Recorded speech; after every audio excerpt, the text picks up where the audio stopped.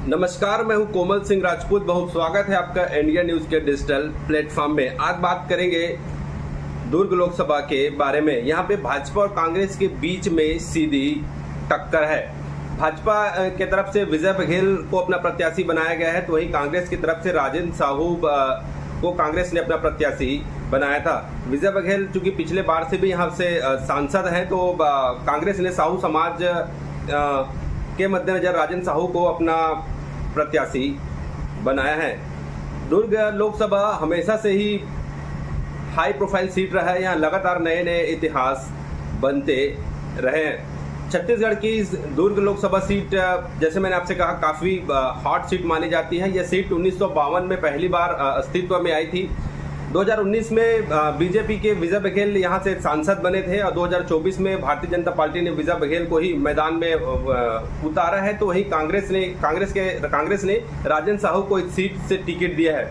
2019 के लोकसभा चुनाव में विजय बघेल ने कांग्रेस की प्रतिमा चंद्राकर को हराया था, जो अपने आप में एक रिकॉर्ड की तरह था। तो वहीं 2014 में यहां से कांग्रेस ने जीत हासिल की थी, जो छत्तीसगढ़ में इकलौती सीट थी। कांग्रेस के ताम्रध्वज साहू ने बीजेपी की सरोज पांडे को शिकस्त दी थी। वहीं 2009 की बात करें तो इस लोकसभा में इस सीट पर बीजेपी की सरोज पांडे ने जीत हासिल की थी। बता दें कि दुर्ग लोकसभा के अंतर्गत विधानसभा की 9 सीटें आती है।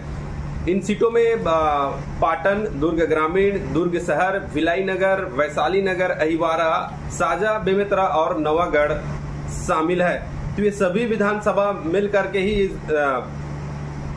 दुर्ग लोकसभा की सीट बनती है। मैं अगर बात करूं 2019 में लोकसभा चुनाव का रिजल्ट के बारे में, तो 2019 के लोकसभा चुनाव में विजय बघेल ने कांग्रेस की प्रतिमा चंद्राकर को तकरीबन 4 लाख वोटों से हराया था। विजय बघेल को उस दरमियान 8,49,334 वोट मिले थे, यानी तकरीबन 61% वोट मिले थे।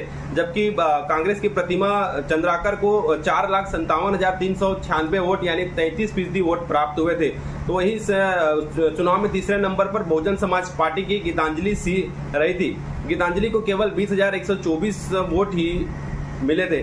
ओवरऑल अगर वोटर्स की बात करें कि दुर्ग लोकसभा में कितने वोटर हैं, तो दुर्ग लोकसभा सीट पर करीब 19 लाख वोटर हैं। इनमें 9,47,151 जो वोटर हैं वो पुरुष मतदाता है, जबकि 9,31,359 जो वोटर हैं वो महिला वोटर है। पिछले लोकसभा चुनाव 2019 में 13,91,996 वोटर ने मतदान किया था। मतलब यहाँ तकरीबन 74% वोटिंग हुई थी। अगर हम दुर्ग लोकसभा सीट की राजनीतिक इतिहास की बात करेंगे, तो वैसे शुरुआती समय में दुर्ग कांग्रेस का गढ़ रहा है, लेकिन पिछले कुछ वर्षों से बीजेपी ने इस सीट पर अपना धाक जमा रखा है।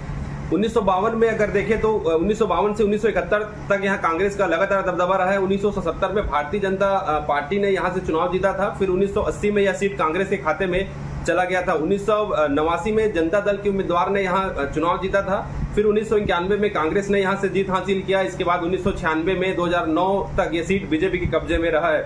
2014 में एक बार फिर कांग्रेस की वापसी हुई। कांग्रेस के ताम्रध्वज साहू ने बीजेपी की सरोज पांडे को शिकस्त दिया था। इसके बाद 2019 के लोकसभा चुनाव में बीजेपी ने जो है जीत का अपना परचम लहराया था। विजय बघेल ने कांग्रेस के प्रत्याशी प्रतिमा चंद्राकर को हराकर यहाँ से जीत दर्ज की थी। तो जैसे मैंने आपसे कहा कि काफी हाई प्रोफाइल ये सीट रहा है। अब अगर मोदी लहर के बीच में क्या विजय बघेल अपना सीट बचा पाएंगे, ये एक बड़ा सवाल है, क्योंकि एंटी इनकम्बेंसी भी देखने के लिए मिल रहे हैं। वहीं बेमेतरा में जिस तरह से साहू समाज के नए जो प्रत्याशी थे उन्होंने विधानसभा में जीत हासिल किया है, तो एक बड़ा सवाल है कि क्या बेमेतरा जिले की जो 3 विधानसभा सीटें हैं, यहाँ जो साहू समाज की बाहुल्यता है वो उनका रुझान किस तरफ रहता है। अगर मेरी आप पॉइंट ऑफ व्यू से देखेंगे तो काफी कांटे की टक्कर इस विधानसभा में होने वाला है, क्योंकि जब छत्तीसगढ़ में 10 की 10 सीटें भाजपा ने जीती थी, उस दरमियान दुर्ग एक ऐसा सीट था जहां पे ताम्रध्वज साहू ने सरोज पांडे को हराया था। उस दरमियान भी उसकी हार की बड़ी वजह बेमेतरा जिला रहा है, क्योंकि बेमेतरा जिले की जो 3 सीट आते हैं ये एक बड़ी हार की वजह उनकी बनी थी। तो यही चीजें इस पर देखने के लिए मिल रही है। कई तरह की बातें सामने निकल के आते रहती थी कि एक तरफ साहू समाज है, तो एक तरफ जो वर्मा समाज आते हैं, पूर्वी समाज जिसे हम कहते हैं, उनका दबदबा रहा है। दुर्ग की जैसे मैंने आपसे कहा कि जो 6 विधानसभा सीटें हैं उसमें पूर्व मुख्यमंत्री भूपेश बघेल का भी सीट आता है और इसी पाटन विधानसभा सीट से ही अभी हाल ही में चुनाव भी हारे हैं विजय बघेल तो ये देखने वाली बात होगी कि मतदाता जो है क्या इस बार फिर मोदी लहर के को ध्यान में रखते हुए वोट डालते हैं, या वो जो जातिगत समीकरण है उसको ध्यान में रखते हुए वोट डालते हैं। अगर जातिकरण की समीकरण बैठता है तो जो कांग्रेस के राजेंद्र साहू है उनकी स्थिति काफी ठीक ठाक दिखाई दे रही है।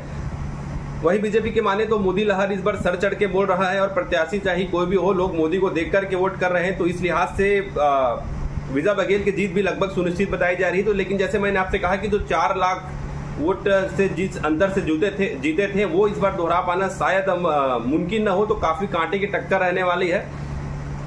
नए प्रत्याशी तो कांग्रेस ने खड़ा किया था, काफी दमदार थे, और जो जितने वीआईपी नेता है उन्होंने इस दुर्ग लोकसभा सीट में काफी ताकत झोंक दी थी, क्योंकि जो जीत के आसार अगर कांग्रेस से कहीं दिखाई दे रहे थे तो उसमें दुर्ग लोकसभा जो सीट है वो भी काफी अहम था।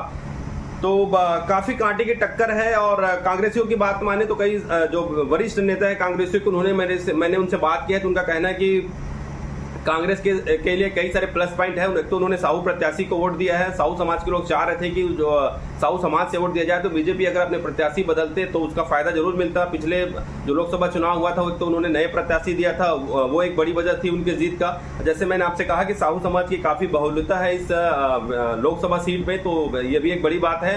और बेमेतरा से 2 जो नए विधायक आए हैं जीत करके, ईश्वर साहू साजा से और बेमेतरा से दीपेश साहू, तो इन पर भी काफी दामोदार था। बेमेतरा में इस तरह की कई चर्चाएं चल रही थी कि इस बार वोटर जो है 2 खेमे में बढ़ गए थे। एक वो जो साहू समाज को ध्यान में रखकर वोट करने वाले हैं, एक वो थे कि वर्मा समाज को ध्यान में रखकर करने वाले थे। इन सबके बीच में क्या मोदी का जादू चलेगा, ये एक बड़ा सवाल है। तो जैसे मैंने आपसे कहा कि काफी कांटे की टक्कर है। अब 4 तारीख का इंतजार सबको होगा कि क्या होता है इसका परिणाम।